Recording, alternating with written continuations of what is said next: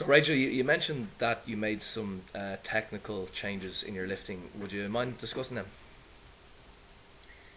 Um, Back in March, I stagnated. When I came back out of retirement, I improved linearly back to my old marks, but I was hitting that plateau at like 90 and 114, 90, 115, which are okay lifts, but they certainly weren't going to do anything internationally. So I needed to make some changes. So I talked to Mark Canella, the guy who runs the Arnold, who happens to be my significant other, and I was like, help. I've tried everything. I was lifting more of an old school sort of technique, that jump shrug. The idea that if you extend as far up on your toes as you can and shrug, it'll give that bar an extra inch or two of height. But what I was finding was that I wasn't able to get under the bar fast enough. Yeah, the bar was coming to my belly button, but it was almost like the bar was stopping in midair, and I wasn't getting under fast enough. So what Mark helped me on was, while the bar is still going up, have me move under the bar. So instead of coming way up on my toes, and from that really high, fully extended up on your toes and shrugged, I find I couldn't move very quickly. I wasn't very mobile, wasn't very dynamic in that position. Did you find you So were overextending, or was it just too slow?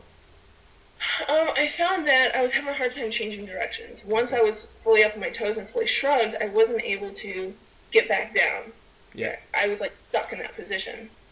So what he worked with me on was keeping my feet flatter on the ground, staying back more towards my heels, and keep pushing through the floor as long as I could. So while the bar was still moving up, I moved down. Instead of waiting till the bar was already at its peak and then going down, it was, hey, the bar's going up, I'm going down. So I'm Okay. able to get under the bar fast enough.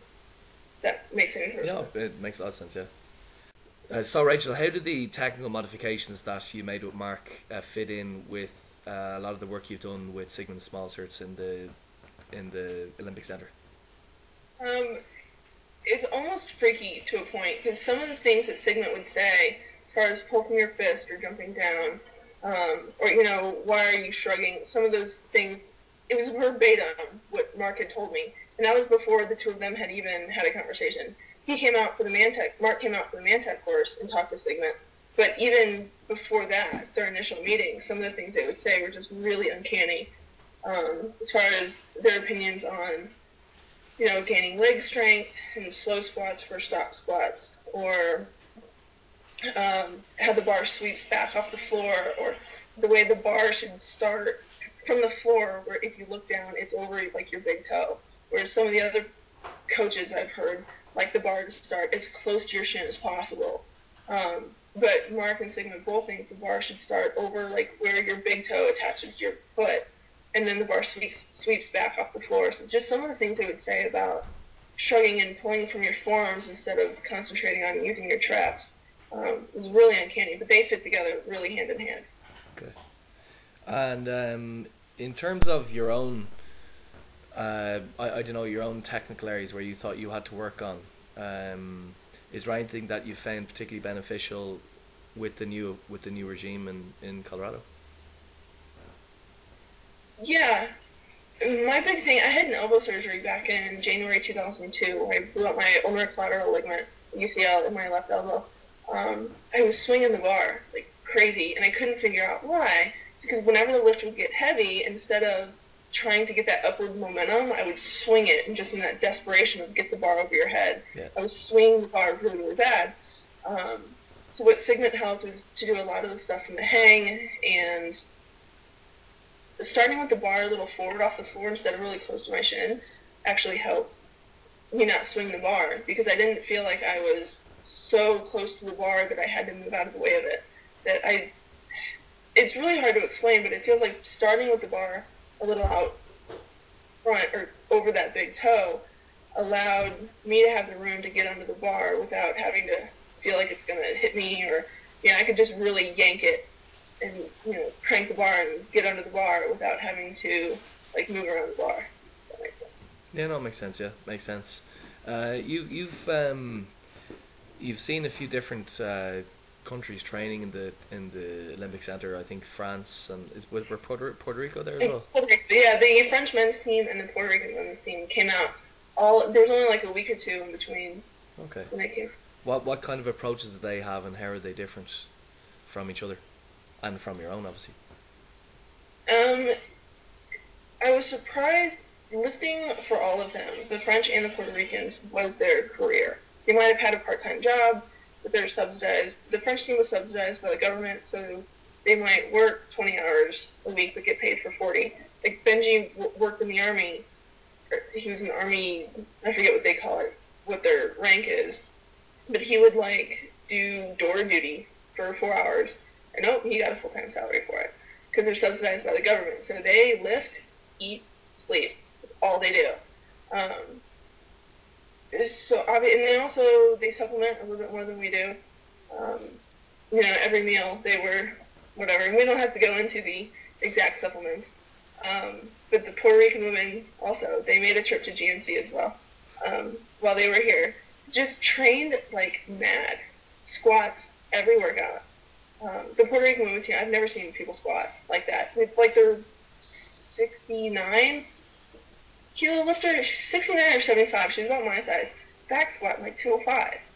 Yeah. Oh, they were just squatting machines. They were the strongest people I've ever seen. And they were ripped to shreds. Yeah. Lean and strong. Okay. And in terms of just their approach to programming and training, did you notice any differences between the French and Puerto Ricans?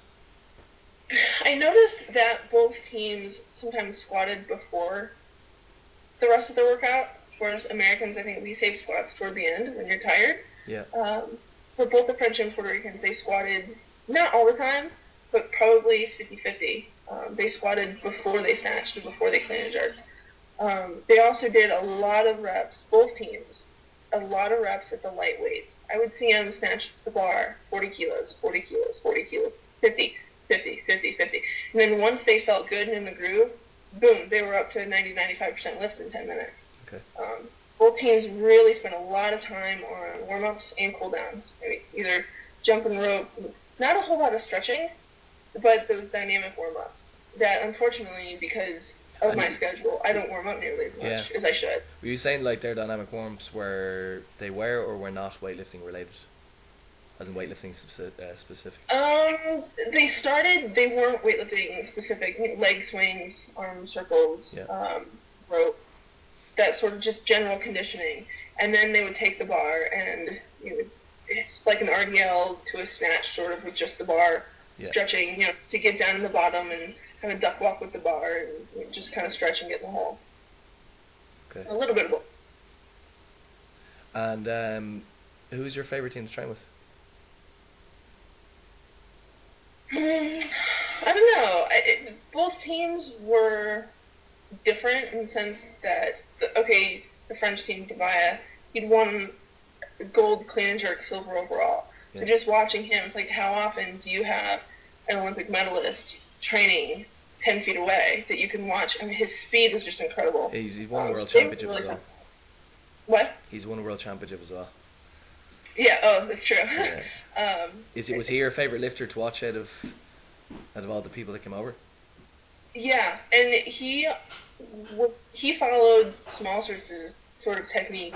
This close, obviously Smalser didn't coach him, but if you take the principles that Smalser has been trying to instill in us, Devaya followed them the closest. So to see his speed and to see how he put into practice all of the principles that Sigmund has been trying to teach us, it was just amazing. And you don't get that opportunity anywhere else. The Puerto Rican team, they're women. It's really nice to, we went to a sports authority and went shopping for clothes, and just to see how they are normal. They try on pants and turn around and make sure they look good from behind, just like we do. They're normal, they're women, but they lift. So it's nice to just be around other women who beat me by 15, 20 kilos, but they're normal, It's just nice to be around other women in the sport. Yeah. Okay, just as a last parting question, I suppose, where do you see the future? Where do you see the weightlifting for Rachel Crass now in the future? If I can get healthy, I'd like to make a run at 2012. But if the rehab process takes a little bit longer. Maybe 2016. I'll be 31, kind of pushing it. But yeah, I'd like to give it the next couple years, really. Just give it everything. I don't want to wake up when I'm 40 and say, what if? Just put all my eggs in this basket and see where it goes. And, I'd like to make at least another world team, possibly an world team. I'd make PRs. I don't want to retire on 94 and 120. I'd really like to hit 100 and 125 before I retire. Okay. All right, Rachel, thanks for the interview. Good luck in your lifting, and I hope you recover soon.